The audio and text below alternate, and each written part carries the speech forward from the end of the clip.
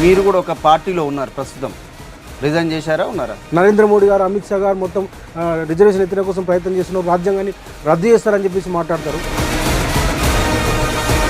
అధికారం వచ్చిన 6 నెలల్లోనే మేము స్థానిక సంస్థలలో 42% రిజర్వేషన్స్ను కులగణన ద్వారా చేస్తామని చెప్పి స్పష్టంగా చెప్పి రేవంత్ రెడ్డి గారు మర్చిపోయిందా? మతిమరుపు వచ్చిందా? మీ పార్టీనే 33% నుంచి వెళ్ళి 18% తెచ్చిర్రు, అప్పుడు ఎందుకు ఫైట్ చేయలేదు? బీసీలు నష్టపోవడానికి కారకులు కాంగ్రెస్ పార్టీ, ఇదే జానారెడ్డి గారు, అడ్వకేట్ జనరల్ ఉన్నటువంటి సివి మోహన్ రెడ్డి గారు. బీసీలకు వ్యతిరేకంగా జడ్జిమెంట్ రానికి ఆ రోజు కాంగ్రెస్ పార్టీ కారణము. సిద్ధరామయ్య గారిని తీసుకొచ్చి రేవంత్ రెడ్డి గారు చెప్పించారు కామారెడ్డిలో. మేము దాన్ని అడుగుతున్నాం. అంటే స్థానిక సంస్థల ఎన్నికల్లో ఆగంబిగా నిర్వహించి రిజర్వేషన్ లేకుండా చేద్దామని కాదు మీరు తీసి.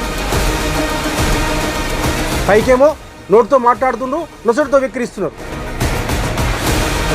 కులగణన చేయడం వల్ల ఏంది ప్రయోజనం ఏంది అసలు? ఈ రాష్ట్రంలో బీసీ ఎస్సీ ఎస్టీలు ఎంతుంటే అంత శాతం రిజర్వేషన్స్ ఇవ్వాల్సిన అవసరం ఉంది. బీహార్లో కులగణన చేసిన తర్వాత ఏం మార్పు చెందింది? మొత్తంగా 75% ఈ బీహార్లో రిజర్వేషన్లు వస్తున్నాయి.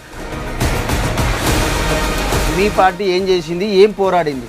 ఇందిరమ్మ బీరువాలు పెట్టి తాళం వేసింది.